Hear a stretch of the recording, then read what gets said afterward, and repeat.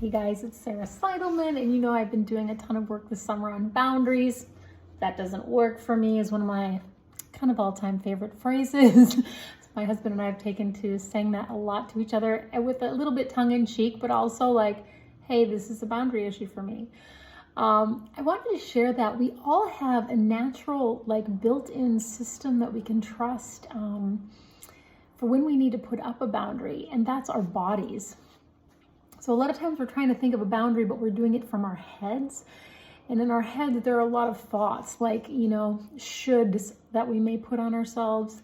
What would other people think of me if I say no? Will I hurt somebody else's feelings? Those kinds of things.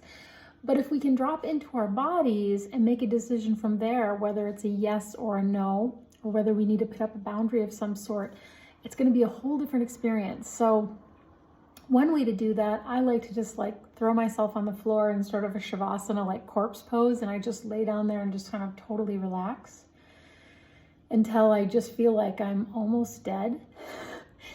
And from that relaxed point of view, I ask myself, especially if it's something really tough and I'm really struggling, I'll ask myself, what feels right for me? Another way to get grounded in your body is to imagine that, you're sitting on the ground and just imagining that roots are growing down through your tailbone into the earth. And you just sort of imagine growing those roots really strong, and imagine yourself as that beautiful tree rising up from those roots, and spend a few minutes doing that. And then ask yourself, what is right for you about this particular boundary?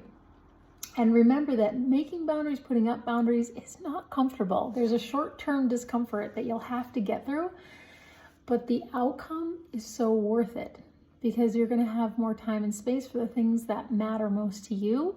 And you're going to become, research shows, according to Brene Brown, you're going to become a more compassionate person, because the most compassionate people in the world are not the least boundaried. They're the ones who have the most boundaries. So contemplate that one, and I hope you have a beautiful day. Mwah.